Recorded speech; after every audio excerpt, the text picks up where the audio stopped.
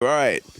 Here I am. Hey, welcome Here to Tuhon and Son. First episode in forever, and there's a good reason. We've been busy. And what have we been busy doing, Dad? We've been working. Yeah, no, tell them about Dan and Asanta. Oh, right. That's what we've been working on. Yeah. Guru Dan and Asanta was coming to the school on the 23rd and 24th of April, 2016. In case you were listening to this some later time and go, wow, I want to go to that seminar. Because it will be too late. And it'll be a bummer for you. Anyway, so just bringing up, besides Dan and Asanta, we have a special guest in the Gamma Cave today. We have Martin. So Martin's been teaching with us forever, and if you want to hear some Muay Thai and at the same time you feel like hearing the pulsing, thrilling sound of Iron Maiden and power metal underneath you as you punch and kick, then this is the class to take. Now, Martin, how long have you been with us? How did you meet Dad back in the... Actually, no, before you answer that question, tell the internet, who are you? What do you like? What do you say on Tinder? That kind of stuff. Okay, first of all, I'm not on Tinder. And my name is Martin. I've been with Philip, oh my God, since I'm 13, so let's put it this way. So it's been a couple of years. For sure. And I started off doing martial art with Phil by doing Kejikembo. How did you first hear of Kejikembo? Actually, it was the father of my friend who was a cop in Montreal, and being a kid in the suburb, we wanted to do martial arts. The only thing that was available to us was Taekwondo. And his father, the father of my friend, told us that I'm doing something much better at Kejikembo and all that. I was like, he talked to us about it, and it was like, whoa, that sounds awesome. But it was in Montreal, and I live on the South Shore, so we had to travel from South Shore to Montreal to do those classes. And I think we were the youngest when we started then, I think so. Fell in love with it. And I was like, hey, I'm not going to do any Taekwondo because Taekwondo is going to manage me to get beat up. So then Kejikembo was really, really cool and fun. So, and very different from anything else. So stick to it. And from there on. And then we had a pretty open school environment. So even though Martin was an adherent of the Kajikebo system, we were also the people who brought. We had a very strong part in bringing Muay Thai to Montreal, first time back in '86, and we also brought Cali to Montreal back in '81. So we've been doing an awful lot of things. And as a matter of fact, getting back to that Dan and Asando seminar, we were the first people to bring him to Montreal as well. So our idea is to look for things that will improve us. The old JKD, add what's useful, reject what's useless, figure out what works. And keep an open mind because knowing Philip, I've touched everything. I play with Cali, I got my John Fan, even did some Savat, stick to Muay Thai, Brazilian Jiu-Jitsu, Kajikembo. Oh yeah, we did the Brazilian boxing, yeah. And I think I touched everything and still love it. But now, because of time and work and life, I'm concentrating on more on Muay Thai and fitness and training stuff. Well, what do you do for a living, Martin? Yes, I'm a firefighter. There we go. So when you're when a building is on top of you and stuff like that, and a firefighter shows up and just kicks open a door, and you're like, he's got great form. You're like, and you're just like, I'm really glad that someone told my firefighter he should learn Kejikembo as opposed to Tai Chi because he's not standing around with his hose doing poses and shit and stuff. Yeah. All right. So, how do you become a firefighter? Went to school. No, but what made you say to yourself, okay, I want to be a firefighter? Usually people like me who are running like hell away from the fire, you're running in, you're like Captain America. So you're jacked like Captain America. You can't see this in the internet world, but Martin has always had a large amount of muscle. And that's good because he needs to carry me out of burning buildings, and these muscles are handy. But let's take it back. When did you decide to yourself, I have balls and I shall run into danger? Well, I actually came in pretty late in my life when I was in school. When I was young, I didn't know really where I was going. So it was either becoming a cop or a physical therapist or a firefighter. And actually the program to become a firefighter was like a 2-year program. And as I thought about it, I was like, that kind of job would suit me and all that. So got accepted at the school, did the course and everything. And right after my graduated from school, I was luckily hired as a part-time firefighter in my hometown, Châteauguay. But and after that, Chateauguay evolved, and now we have a full-time department. And since I've been there for like since '96, I was able to become a full-time firefighter. I'm trying to word this properly because I've never actually asked another human being this before. When engulfed in flames or when surrounded by flames, did you ever find yourself in a situation where you were very happy that you have trained as hard as you have because otherwise you might have not made it out? I can't say that really ever happened. I never felt myself being in trouble, but actually, yes, being engulfed in like in a small room where the fire roaring all around us. For us firefighters, it's quite fun. I mean, Jesus Christ, our definition of trouble is so funny. It's like, yeah, when I was surrounded by flames, yeah, we call that Tuesday, you punk. actually, I was talking with one of my friend and one of my buddy, and we remember it was a huge apartment building, and we were in the washroom, and fire was roaring all around us, and we were there talking, stripping up the ceiling and like in the fire until that moment his foot went through the floor. This is where I caught him and I pulled him out. But besides that, we all have it's fun. So he's modest, is what he's saying. Modest danger. Dad, do you have any questions about him that you think the internet would find stimulating?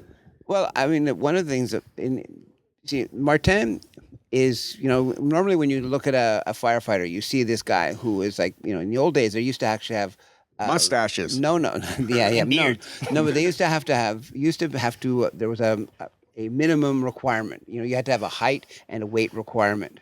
And Martin isn't 6 foot tall.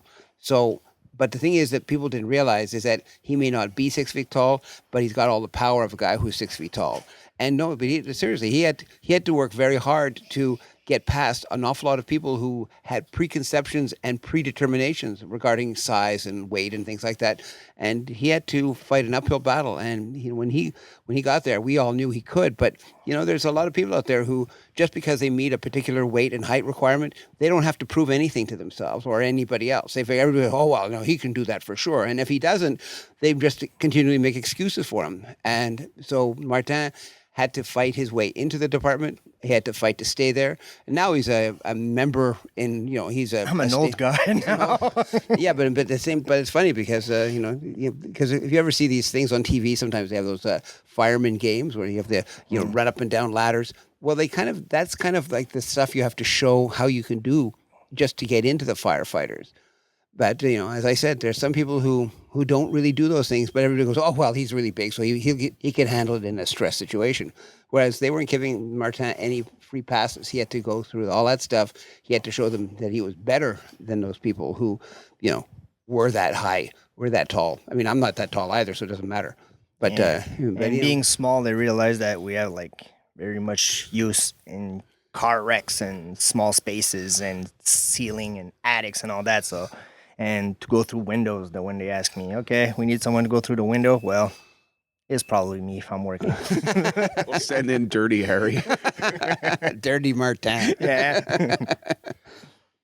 That's really awesome that you're a firefighter, but how did you horn in on this specific style that you teach at our gym right now? Like how did you pick that above all? Because you said you're like one of the original mixed martial artists here. Like it's mixed martial arts is not just a soup of stuff. Mixed martial arts is an acquired knowledge of many stuff that you take the best out of you personally, whatever works for you, and you become a mixed martial artist. Ryan, you sound like you actually train. I know. Though I know that not to be true. No, I don't. No, I don't. I just, thanks for taking the piss out of my caution, Dad. No. Anyhow, how did you decide on Muay Thai out of everything to continue? Actually, I think Muay Thai suits me very well because it's like very high conditioning type of training, and I love that. And basically, when I was young and I was looking at Muay Thai, me and my friend again were looking at magazines like, oh, "This sport is nuts! Never gonna do this. This is crazy." And when Philip showed it up, first class, fell in love with it. I'm like, man, this is so awesome! And from there, and it was like, I can't say it was easy for me because I had to learn it, but I picked it up quite fast, and I still enjoy it, and I really like the fitness level of it. So that's why I kept. I mean, when people don't realize, we got Muay Thai here, as I said, back in '86. Tom Harink, who is a Muay Thai coach from Holland, came and did a seminar here in 1986, and then his son came and spent about 6 months here, and I took an instructor course, a basic instructor course, with about 5 or 6 other people, and that's how it basically got founded here. A few years later, I brought in Ajahn Chai Sirsute, who is the man who's credited for being the first instructor of Muay Thai in North America. He'd been in the United States and California for quite a while, and he'd affiliated himself with the Dan Inosanto organization. It was coming on April 20. Well, yeah, no, but because Guru Dan became so popular and was teaching seminars everywhere, people would say, well, what do you think about this? What do you think about that? And so people would say, what do you think about Muay Thai? And then he would, say, well, you have this guy, Chai Sirsute, who's really good and did this, and he does all these things. And so people started seeking him out. And then they started having camps, week-long camps, and Chai Sirsute was part of that. And so I'd hear stories about people, what Chai used to do is he used to try to make everybody in a seminar throw up, because he would just, because in those days, your idea of training would be like to walk up and down if you were doing a traditional karate style, you'd be doing traditional karate movements, which are not highly aerobic most of the time. Whereas Muay Thai is round after round after round of kicking pads as hard as you can, not screaming, but grunting. So you're trying to get your cardio to an extremely high level. You're doing elbows and knees. And if you've ever done 3 minutes of straightforward knees, you'll know what I'm talking about. It's an experience that your internal organs need to experience to understand. And so that's the thing. So nowadays, of course, there's a lot more Muay Thai people. A lot of people have come from North America, gone to Thailand, trained there. There are Europeans that come over here. As a matter of fact, Charles Skarbowski, a very highly decorated Muay Thai fighter, has come here, and he's trained in this school for done some seminars here. So there's a lot of Muay Thai. There's a lot of people who now claim to do Muay Thai, acting as if somehow they were the ones who brought it in. Not that somehow bringing it in makes you better than anybody else, but you start realizing that it's starting to become well known. And when something becomes well known, then everybody kind of figures that, oh yeah, well, we already knew about that. It's kind of like when I people saw that Jean-Claude Van Damme movie. Darn right. Yeah, exactly. Yeah. Remember that time? Remember that guy who used to kick the shin? He used his shins to kick that concrete pole. Yeah. Everybody does that for sure. But we did have the same pads. Yeah, this is The true. red pads. But yeah, even things like that. I mean, you couldn't really. I mean, in the '80s, people kind of had just heard of it. Kickboxing was coming out, had been coming out since the early '70s, but it wasn't ever anything more than that. It was just kickboxing, which is kicks above the waist. Muay Thai is something where you're allowed to knee the person in the abdomen and the head, elbow them in the head, kick their legs, Their head. Yeah, kick the head. So it's a whole lot of training that makes you, it makes you a fairly devastating opponent. And that nowadays, if you look at things like the UFC, Muay Thai is one of the component parts that is most actively applied. You generally have a clinch, which would be the wrestling. You'd have a submission game, which would either be Brazilian Jiu-Jitsu or something similar to it. And you have the striking game. If you want to have striking, including hands and feet, generally some kind of Muay Thai is the most pursued model. Because there are other guys. I mean, for example, there's a couple of traditional karate guys. This guy, Wonder Boy, I can't remember his name. But anyway, he's, sorry, whoever you are. But anyway, That is very old. But there's a guy who does a traditional karate style, but he has learned to hit hard, and he knocks people out, and he's pretty amazing. Though this is the guy that, there's a lot of guys who have done traditional karate. Leo Tomashita has done stuff like that. So, but as primarily Muay Thai is the most used method in mixed martial arts as a striking method. Fantastic. Now, when someone comes and takes your class, Marte, what can they expect? To sweat a lot, to have fun, because most of my students, when they finish a class, they say, "Oh, we had a great class and all that." But you have to work hard. Basically, you need to work hard. If you slack off, I won't take care of you, and I won't ask you to leave, but you'll leave anyway. So because I'll burn the energy out of you, so you'll leave by yourself. But work hard. I'll burn your energy like the houses I work in. Yep, exactly.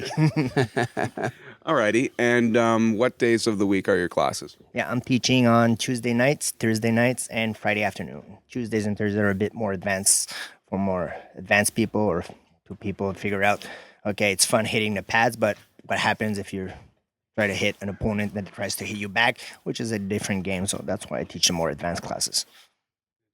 And for someone who's never tried Muay Thai before, how would you sell Muay Thai to somebody who's never heard of it and just wants to get in there? Would you suggest Muay Thai to somebody who wants to get in better physical condition?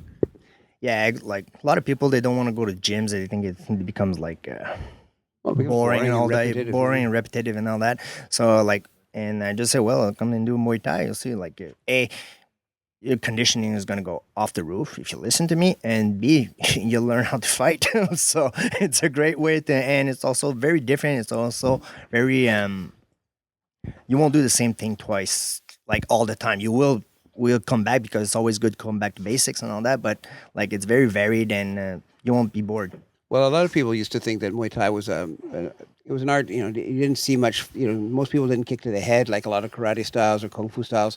But the reason they don't kick to the head is because it's not because of their lack of flexibility. It's because of their Value of human life. well, no. As a matter of fact, they would actually why it's like if you want to kick somebody in the head. Well, my Kachikembo instructor used to say, look, if you want to kick somebody in the head, Kick him in the knees. groin, kick him in the groin, and when he bends over to puke, that's when you kick him in the head. So that's a process. It's a process. Well, yeah, but no, in Muay Thai. I mean, one of the reasons why kickboxing. With actually in early days of kickboxing, they had to make it a rule that you had to hit minimum of 8 kicks, otherwise you'd lose a point. Whereas Muay Thai never had that problem because when you kick to the calf or you kick to the thigh, you're not burning out all that energy. I mean, you are kicking hard; it is energy demanding, but it's not like you're energy demanding and flexibility demanding because when you have to kick above your balance points, it takes a long time. So it's just one of those things. I think it's a well-rounded art, and it gives you you can kick 100 times in a round, but you don't always have to kick the head. As a matter of fact, you kick the legs and the head will die. Yeah, egg. Voila. The melon will be crushed. All right, so we're just about out of time, but right before we leave, I always like leaving on a funny. Dad, do you have any funny, if Martin's been with us since he was 13, do you have any funny Martin stories that we can relevantly say now? I don't know. Those ones are allowed to be said on radio. Which ones? Well, with you and Nick Cloutier when you went out. Okay, that was nice. That wasn't. Never mind. That was fun, actually. Yeah, I'm sure it was. No, it was, but it's quite interesting. We've had a wide variety of students over here over the years doing Muay Thai. An awful lot of the people who are the seniors in Muay Thai in Montreal started with us. A lot, not everyone, of course, but a lot of them. And so it's kind of neat to see things that you've done have this kind of result. It's we don't have a huge school, but most of the time when I hear people talk about it, it's not passing us. It's saying, wow, they actually they have a lot of respect for what we've done. That's fantastic. All right, everyone. So thanks for listening to Tuhon and Son. Martin, thank you so much for stopping by while walking across the room. We're recording this in Gamma. And thank you, everyone, for watching. And for everyone in this room, when you listen, this thing called sharing would be great. Mitch. Remember that episode you were in and you haven't even shared? Mitch. Anyway, thank you everyone for listening to Tuhon and Son, including everyone in this room right now. I'm Ryan Stickshona. And I'm Philip Tuhon Shellen. And you are Martin Foisy. And you've been listening to Tuhon and Son. You can check us out on MontrealMartialArts.com. Dad, what's our address? MontrealMartialArts.com. No, not the email address. Physical address. No, the physical. 1117 St. Catherine Street West, near the corner of Peel. Yep, floor number 2, suite 222. All right, everyone, thank you for listening to Tuhon and Son. Godspeed, good kicking, and fight those fires. Bye-bye.